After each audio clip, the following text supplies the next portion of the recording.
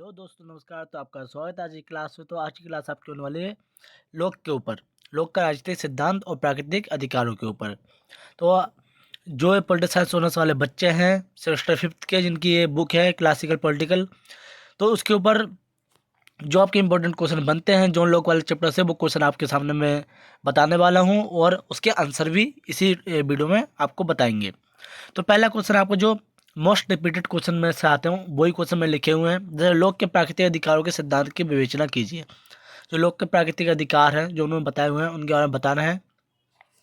दूसरा, लोक के संपत्ति का सिद्धांत उसके राजनीतिक दर्शन के केंद्र में स्पष्ट कीजिए।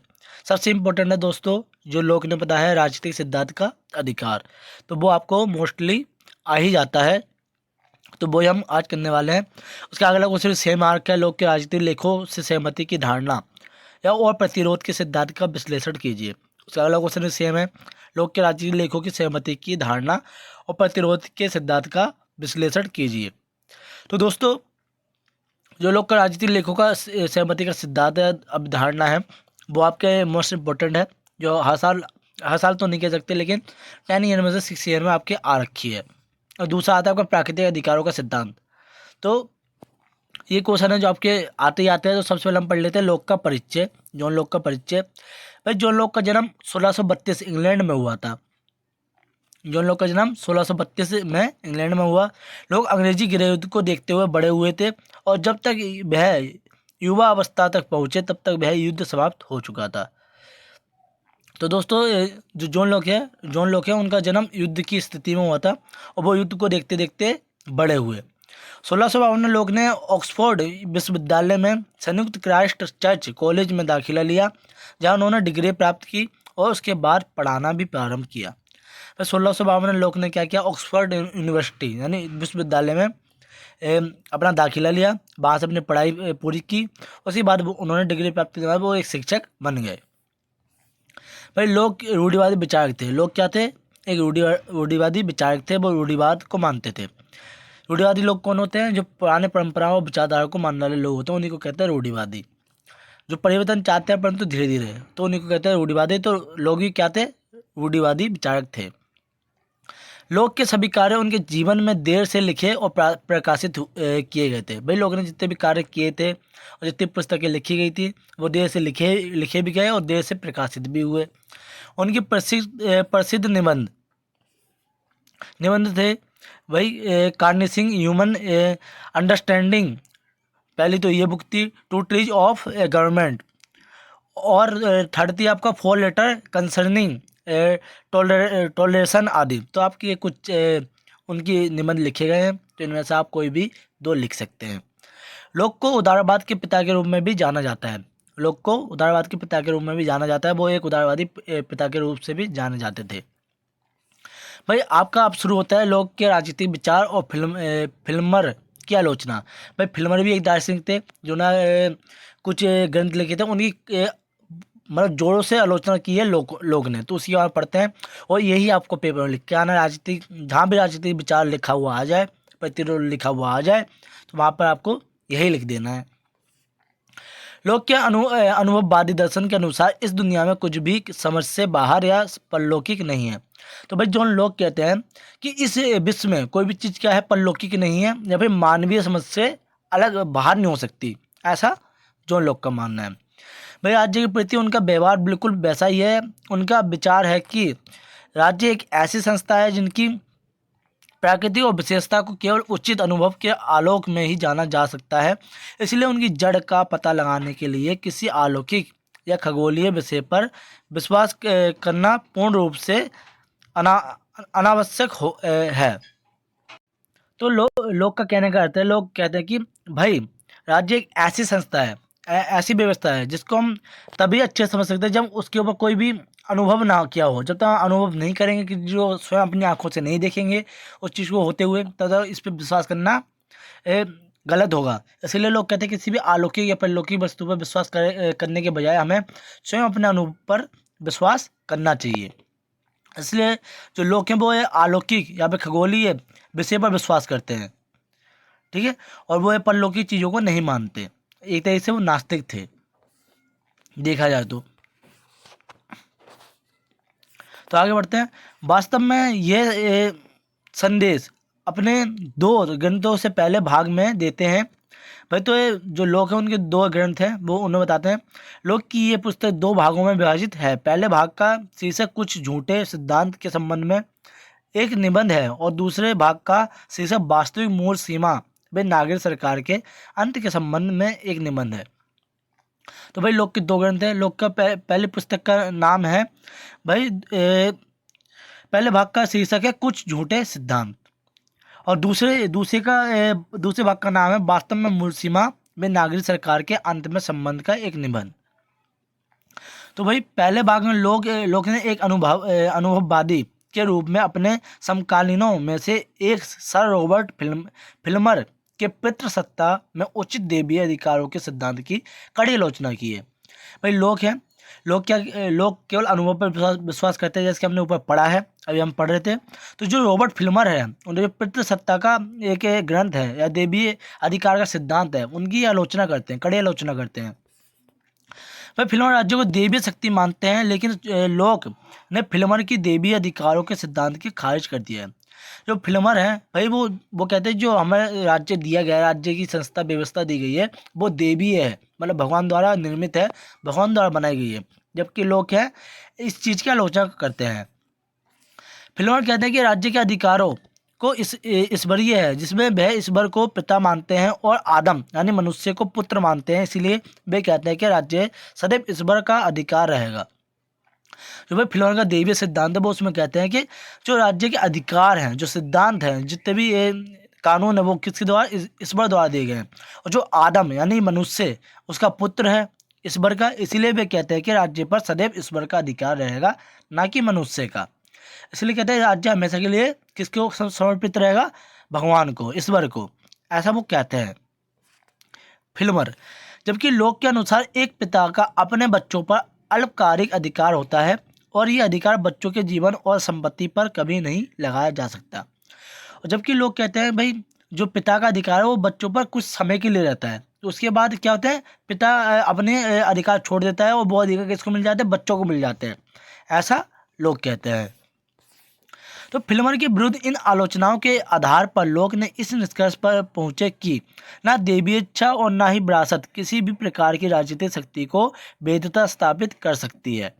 तो फिल्मर के विरुद्ध इन आलोचनाओं के आधार पर लोग क्या कहते हैं, इस निष्कर्ष पर पहुंचते हैं कि भाई ना देवी इच्छा और ना विरासत, जो विरासत हमें मतलब माता पिता से मिलती है, विरासत किसी प्रकार की राजनीतिक शक्ति की वैधता स्थापित नहीं कर सकती। इसीलिए इस बेस पर वो लोग यानी कि फिल्मर के जो सिद्धांत है उसकी आलोचना करते हैं। और लोग का दृढ़ मत था कि पितृसत्ता एक ही प्रकार की नहीं होती, ना ही इसे राजनीतिक सत्ता के आधार पर न्यायोचित ठहराया जा सकता है। भाई लोग ने ये भी मत दिया कि जो पितृसत्ता है वो एक प्रकार की नहीं होती, वो अलग अलग प्रकार से हो सकती है, इसे राजनीतिक सत्ता के आधार पर न्यायोचित ठहराया जा सकता है। भाई राज्य की सत्ता के आधार पर लोग ने राजनीतिक सत्ता को तीन रूप में बना होने के रूप में परिभाषित किया। भाई लोग क्या कहते हैं, जो राजनीतिक सत्ता है वो 3 रूप से परिभाषित की जा सकती है, 3 प्रकार से। भाई यही जो पॉइंट है तुम्हें जो अच्छे से याद करने हैं। भाई कहा है भाई विषय या फिर विधायी शक्ति के जीवन गतिविधियां और संपत्ति के संरक्षित और विनिमय करने के लिए कानून की शक्ति। तो पहला तो उन्होंने विधायी शक्ति कानून के आधार पर बांटा हुआ है। दूसरा है शक्ति इन कानून की मृत्यु दंड और कम दंड या फिर कार्यकारी शक्ति के साथ निष्पादित करने के लिए समुदाय के बल का उपयोग करने के लिए, ठीक है। दूसरी क्या है कि इन कानून की मृत्यु हो जाए या फिर दंड या कामदंड यानी कार्यकारी शक्ति के साथ निष्पादित करने के लिए समुदाय को बल का प्रयोग करना पड़ेगा। यानी दूसरा जो बांटा हुआ है वो कार्यकारी शक्ति के रूप में बांटा हुआ है कि जो राजनीतिक शक्ति है, पहला तो हो गया भाई कानूनी शक्ति, दूसरी हुई कार्यकारी यानी कि भाई जो मान्य बल की शक्ति हो गई, और थर्ड हो गई शक्ति के दूसरे राज्य तथा संघीय शक्ति के विरुद्ध विदेशों के उपनिवेशों सहित समुदाय को संरक्षित करने के लिए युद्ध का प्रारंभ करने के लिए। और दूसरे क्या है संघीय शक्ति के, तीसरी क्या है संघीय शक्ति के रूप में बांटा हुआ है किसने, जॉन लोक ने, कि भाई जब भी कोई मुसीबत आए या फिर कोई हमले की ऐसी स्थिति बने तो हमें क्या मिलजुल कर अपने खुद स्वयं की रक्षा करनी चाहिए, संरक्षित करने के लिए। भाई हॉब्स की ही भांति लोग भी सोचते हैं कि राज्य के पीछे कोई अलौकिक शक्ति नहीं है। भाई हमने जैसे कि पढ़ा हॉब्स वाले में, हॉब्स क्या थे, हॉब्स एक नास्तिक व्यक्ति थे। वैसे ही लोग भी क्या है, एक नास्तिक व्यक्ति हैं, वो भी नहीं मानते किसी परलौकिक शक्ति को। पर अगला टॉपिक है आपका भाई इसी प्राकृतिक वाला आ गया है। मैंने दो टॉपिक एक साथ क्लियर हो गए हैं। भाई एक प्राकृतिक अधिकार के सिद्धांतकार के रूप में लोग के निजी संपत्ति के और उनके विचार। भाई लोग ने सेंट एवं एक्विनास के ह्यूगो गोटियस तक फैली व्यापक प्राकृतिक कानून की परंपरा के विचार को आकर्षित किया। किसको? भाई लोग ने सेंट एक्विनास, ह्यूगो एक कोई भाई व्यवस्था है, कोई संस्था है, अब कोई एक प्रकार की प्राकृतिक परंपरा है जिसको वो फॉलो करते थे। भाई उनके सिद्धांत ने प्राकृतिक अधिकारों को अधिक सार्थक और विशिष्ट होने के कारण प्रभावों को अधिकार के रूप में प्रस्तुत किया है। भाई ये सेकंड क्वेश्चन है, आप उसको एक साथ मत जोड़ना। मैं दो क्वेश्चन एक ही वीडियो में बता रहा हूँ, तो इसको दोनों को एक साथ नहीं जोड़ना है आपको, दोनों अलग अलग हैं। तो देखते हैं। फिर उसके बाद वो कहते हैं उनके सिद्धांत में प्राकृतिक अधिकारों को अधिक सार्थक रूप से विशिष्ट होने के कारण प्रभावों को अधिकार के रूप में प्रस्तुत किया है। भाई जो उनका सिद्धांत है लोग का, तो वो कहते हैं प्राकृतिक अधिकार को अधिक सार्थक और विशिष्ट होने के कारण प्रभावी अधिकार के रूप में प्रस्तुत किया जाए। भाई लोग ने तर्क दिया कि ईश्वर को व्यक्तिगत मनुष्य को कुछ प्राकृतिक अधिकार दिए गए हैं।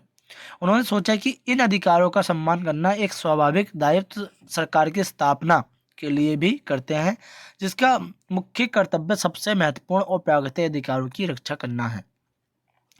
भाई लोगों ने यह भी तर्क दिया कि ईश्वर ने व्यक्ति को या मनुष्य को उस प्राकृतिक अधिकार दिए हैं। वो कहते हैं भगवान ने ही, यानी ईश्वर ने ही हमें क्या दिए हैं, प्राकृतिक अधिकार दिए। उन्होंने सोचा कि इन अधिकारों का सम्मान करना एक स्वाभाविक दायित्व है। तो उन्होंने सोचा कि जो अधिकार हमें ईश्वर ने दिए हैं तो उनका सम्मान करना हमारा कर्तव्य बनता है, और इसका उपयोग एक सीमित सरकार की स्थापना के लिए भी करते हैं। इसलिए वो क्या कहते हैं, जो ये प्राकृतिक अधिकार है इनके जरिए क्या सरकार बना दी जाए, जिसका मुख्य कर्तव्य सबसे महत्वपूर्ण और प्राकृतिक अधिकारों की रक्षा करना होगा। जिनका उद्देश्य क्या होगा, मुख्य रूप से जो भाई प्राकृतिक अधिकार हैं और जो मनुष्य हैं उनकी रक्षा करना होगा। भाई जीवन के अधिकारों में जीविका और संरक्षण के साथ साथ सम्मिलित है। भाई जो कहते हैं जीवन के अधिकार में जो जीविका है और जो संरक्षण है वो साधन सम्मिलित होते हैं। बिल्कुल सही बात है। पर स्वतंत्रता के अधिकार में राज्य सहित दूसरे की मनमानी इच्छा से स्वतंत्रता सम्मिलित होती है। और वो कहते हैं भाई स्वतंत्रता के अधिकार, जब हमें कोई आज़ादी का अधिकार मिलता है तो उसमें क्या होता है, हम दूसरों के मनमाने अपने ऊपर नहीं चलने देते। ये भी लोग सत्य है, इसके हमारे स्वतंत्रता का अधिकार हमें प्राप्त है और हम किसी के अधीन नहीं रह सकते। और संपत्ति के अधिकार में दूसरों को अपनी संपत्ति के बाहर करने का अधिकार और इसका उपयोग करने आनंद लेने या उपभोग करने और विनिर्माण का अधिकार सम्मिलित है।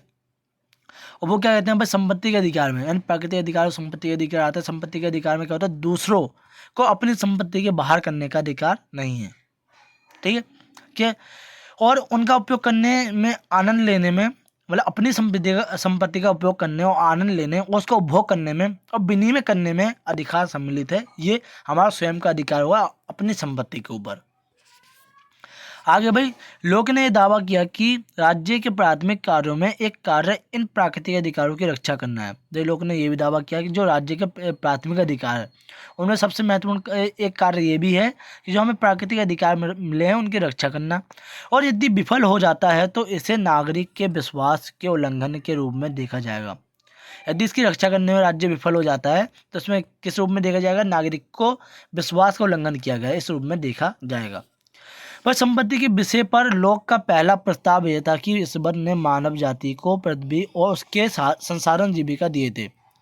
पर संपत्ति के विषय में लोक का पहला प्रस्ताव यह था कि जो ईश्वर ने मानव जाति को पृथ्वी और उसके संसाधन जीविका दिए हैं तो इसका इस्तेमाल करना हमारा सर्वप्रथम अधिकार है। हम इसको अपने हिसाब से इसका इस्तेमाल कर सकते हैं। हालांकि उन्होंने बताया कि यद्यपि यह मानव जाति को समान रूप से दिया गया है, किंतु फिर भी ईश्वर ने प्रत्येक व्यक्ति को अपने स्वयं के लिए सभी संपत्ति का एकमात्र स्वामी बनाया है।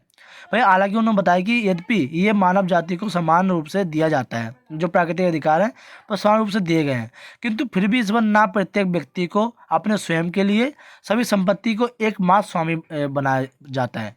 पर जितनी संपत्ति है, प्राकृतिक अधिकार सबको समान रूप से बांटे गए हैं, तो बस सबको उस प्रकृति पर समान रूप से अधिकार होना भी स्वाभाविक है। भाई एक व्यक्ति की अपनी स्वयं की शारीरिक और मानसिक सत्ता को बनाने वाली क्षमताएं होती हैं। बस सही बात है। भाई कोई भी व्यक्ति अपनी शारीरिक और मानसिक क्षमता स्वयं बनाता है। उदाहरण के लिए जी, जब एक व्यक्ति एक पेड़ से फल तोड़ता है तो प्राकृतिक रूप से उसका हो जाता है, अर्थात ये एक निजी संपत्ति का रूप बन जाता है। बस सही बात है। यदि हम किसी पेड़ से कोई फल तोड़ते हैं तो भाई हमने तोड़ा तो वो फल हमारी निजी संपत्ति होगी। हम उसको कैसे खाना चाहेंगे, किस तरीके से उसका यूज करना चाहेंगे, ये हमारे निजी अधिकार के अंतर्गत आ जाता है। भाई लोगों ने स्पष्ट रूप से ये कहा है कि प्रकृति की स्थिति में निजी संपत्ति के आधार पर कुछ सीमाएं हैं। भाई लोगों ने ये भी स्पष्ट किया कि भाई जो प्रकृति के अधिकार हैं भाई वो दिए तो गए हैं, निजी संपत्ति के अधिकार दिए तो गए हैं, लेकिन उसके ऊपर कुछ सीमाएं लागू होती हैं, कुछ प्रतिरोध लागू होते हैं। भाई लोग के अनुसार केवल अपने श्रम से अर्जित की जाने वाली संपत्ति को के अतिरिक्त भी सीमा को बढ़ाया जा सकता है। भाई लोग ये भी कहते हैं कि लोग के अनुसार केवल अपने श्रम से अर्जित की जाने वाली संपत्ति जो हम अपनी मेहनत से अर्जित करते हैं उसके अतिरिक्त भी उसकी सीमा बढ़ाई जा सकती है। भाई दूसरे को हम दूसरे के श्रम करवा के हम उसको प्राप्त कर सकते हैं, लेकिन उसके लिए क्या धन का इस्तेमाल करना पड़ेगा।